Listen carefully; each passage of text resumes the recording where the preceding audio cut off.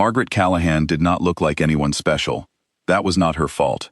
That was simply what years of hard, quiet work did to a person. It made them blend into the background, like furniture that was always there, always useful, but rarely noticed. She was 54 years old, with short gray-streaked hair she kept pinned back during her shifts, and comfortable shoes that she had worn down on both sides from 12-hour days on the hospital floor. She worked at Riverside General Hospital, in a mid-sized town in Ohio, and she had been working there for 27 years. 27 years of checking vital signs, adjusting medication lines, talking to frightened patients in the middle of the night, and staying late when no one asked her to.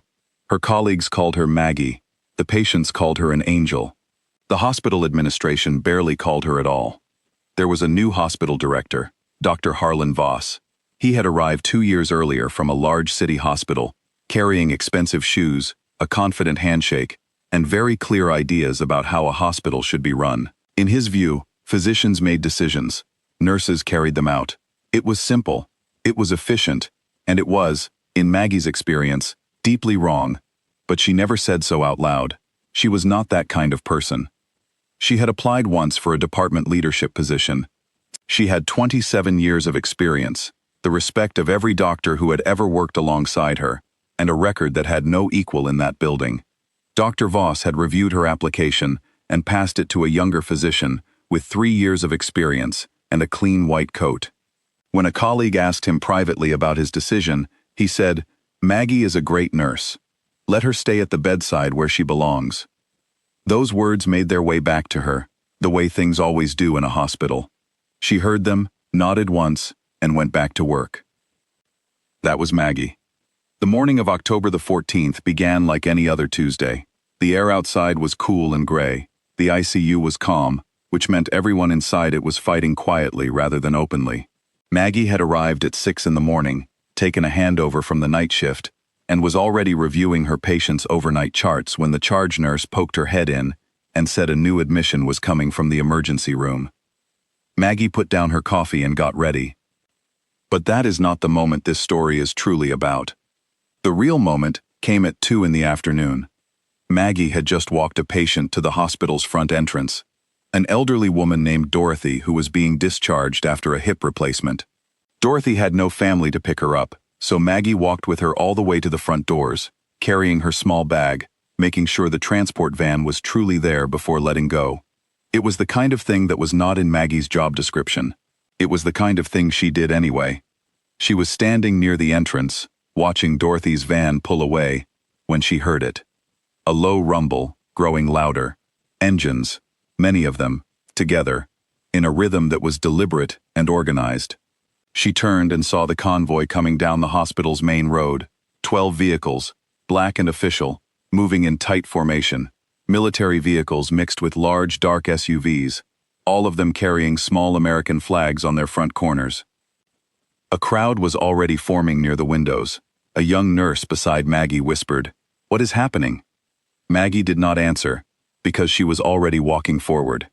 The lead vehicle stopped, the back door opened, and a large man, wide-shouldered, gray-haired, in civilian clothes but carrying himself like someone who had given orders his entire life, stepped out and immediately bent forward, pressing one hand to the side of his chest.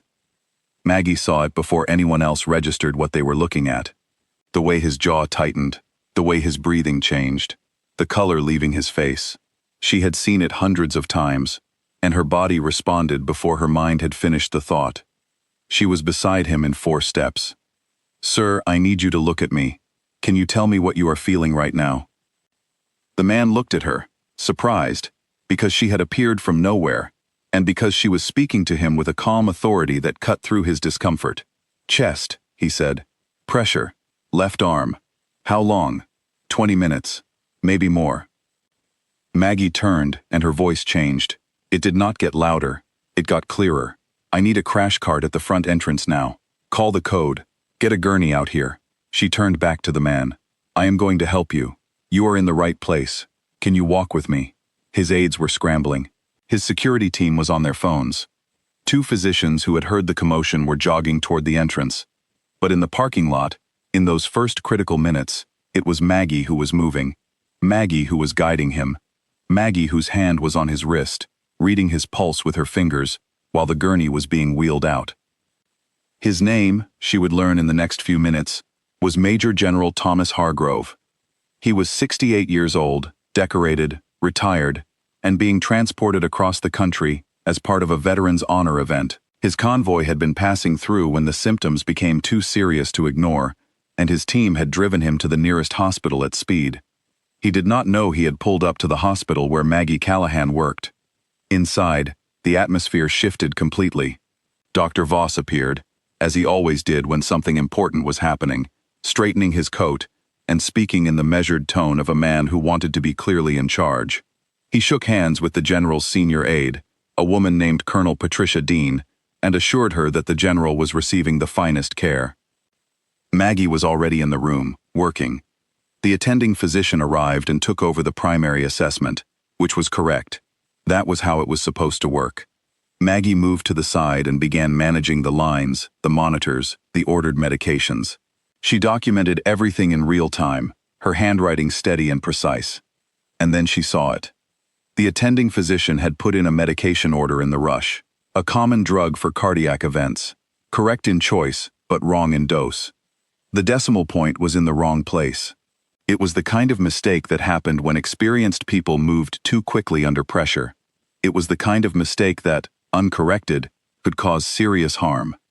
Maggie read the order twice, then she stepped quietly to the attending physician and spoke in a low, steady voice. "Dr. Ellis, I want to check the dosage on this order with you. I believe there may be a transcription error." Dr. Ellis looked. He saw it immediately. He corrected it without drama and nodded at Maggie with the gratitude of someone who understood exactly what had just happened. No one else in the room noticed. Dr. Voss was near the doorway, speaking in quiet but important-sounding tones to Colonel Dean. The aides were anxious and watching the monitors. The correction was made, the right medication was given at the right amount, and the general's condition began to stabilize. Maggie went back to monitoring and said nothing more about it. The next 3 days were busy. The hospital became briefly famous. A general's convoy parked outside a regional hospital in Ohio made for a good photograph, and the local news ran the story. Dr. Voss gave a short interview about the hospital's excellent care. He mentioned the physician team. He mentioned the facility. He did not mention Maggie. Maggie did not watch the interview. She was working. What she did not know was that Colonel Patricia Dean was also working, quietly and methodically, the way military people do when something matters to them. Colonel Dean had been with the general for 11 years. She knew how close it had been. She had seen the general's condition in that parking lot, and she understood, in the way that experienced people understand these things, that the margin had been very small. She began asking questions, not loudly, not at the front desk or in group conversations. She spoke to individual staff members, one at a time, in hallways and break rooms. She asked who had been at the entrance. She asked who had called the code. She asked what had happened with the medication. She wrote things down in a small notebook. By the third day, she had a very clear picture. On the morning of the general's discharge, he asked to see the nurse who had been first on the scene. He asked for this before he agreed to be wheeled out. His aide relayed the request to the charge nurse, who relayed it through the floor, and after a short and slightly confused chain of communication, someone finally went to find Maggie. She was charting. She was always charting. "The general is asking for you," the charge nurse said, with an expression that suggested she was not entirely sure this was real. Maggie looked up. "For me specifically?" "Yes, by description. He described you." She stood, smoothed her scrubs, and walked down the hall. In the general's room, everything was arranged for departure. His bags were packed. His aides stood near the wall. Colonel Dean was beside the bed. 2 journalists who had been granted a brief, formal access window were near the back of the room. The general's team had clearly planned this moment. Dr. Voss was also there. He stood near the door, hands clasped, an expression of pleasant readiness on his face. The general was sitting up in the bed, looking stronger than he had 3 days before. He had the face of a man who had spent decades outdoors and in difficult places, and his eyes were direct and clear. When Maggie walked in, those eyes found her immediately, the way the eyes of someone who has given orders find the right person in a room. "There she is," he said. He held out his hand. Maggie crossed the room and took it. "They told me everything," he said. "My aid is thorough." He glanced briefly at Colonel Dean, who gave the smallest nod. "You were outside when we arrived. You reached me before anyone else. You called the code. You kept me calm while I was still in the parking lot." He paused. "And you caught the medication error." The room was very quiet.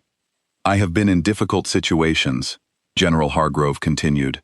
"I have seen people perform under pressure. I know what it looks like. What you did in that parking lot, and what you did in this room, was the work of someone who is exceptional at what they do." Maggie's expression did not change much. She was not the kind of person who dissolved into emotion in front of others, but her hand tightened slightly around his, and she said, quietly, "Thank you, General. I was just doing my job." "You were doing your job better than most people do anything in their entire lives," he said. He then looked past her, toward the doorway, toward Dr. Voss, and his voice did not rise, but it became the kind of voice that fills a room without effort. "I want the people who run this hospital to understand the value of the person standing in front of me, because in my experience, the people who do the most important work are often the ones least recognized for it. That is a mistake that good organizations correct." Dr. Voss opened his mouth. He closed it again. The journalists in the back of the room were taking notes. When the general was wheeled out 20 minutes later, he stopped the wheelchair himself in the hallway, briefly, to shake Maggie's hand one more time. The photographers captured it, a retired general in a hospital gown, holding the hand of a nurse in worn scrubs, both of them looking at each other with the quiet understanding of two people who had spent their lives in service to others. That photograph moved fast. By the next morning, it had been shared across the country. Veterans communities shared it because he was one of their own. Nursing organizations shared it because she was one of theirs. And ordinary people shared it because they recognized something in it. Something true and simple, and rarely captured so clearly. The person who does the real work, finally seen. The hospital's phones rang for 2 days. Letters arrived. Emails arrived. A veterans association sent a formal commendation. 2 nurses on Maggie's floor submitted written statements about her record, her character, and her contribution to the department. A board member who was himself a veteran called the hospital director directly. Dr. Voss issued a public statement praising the entire care team. He used careful, balanced language. He did not specifically name Maggie. The public noticed that too. 3 weeks later, the department leadership position was offered to Maggie. She sat with it for several days before accepting. A colleague asked her what had made her hesitate. "Because my patients need me at the bedside," she said. "That is where the real work happens." "So why did you say yes?" She thought about it for a moment. "Because now I can make sure the people at the bedside are treated the way they deserve to be." A reporter reached her briefly by phone not long after, wanting a quote about the photograph, about the general, about the recognition. Maggie was patient with the question. She was always patient. "I did not need a general to tell me who I am," she said. "I have known who I am for 27 years. I just think it is important that hospitals know it too." The reporter asked if she felt angry about having been overlooked for so long. There was a short pause. "I feel focused," she said. "There is a difference." She thanked the reporter for the call, said she had a shift starting soon, and hung up. Somewhere down the hall of Riverside General, a monitor beeped. A patient needed checking. A medication chart needed updating. A frightened person in a hospital bed needed someone to walk in, be calm, and make everything feel a little less frightening. Maggie picked up her badge, clipped it to her scrubs, and went back to work. That is who she had always been. The convoy of military vehicles, the cameras, the photographs seen by millions. None of it changed her. It only showed the world what the people in her hospital had always been too busy, or too careless, to see clearly. Some people spend their lives waiting to be recognized. Maggie spent hers making sure the person in front of her was safe and cared for, and not alone. That is a different kind of greatness. And it had been there, steady and unhurried, every single day for 27 years.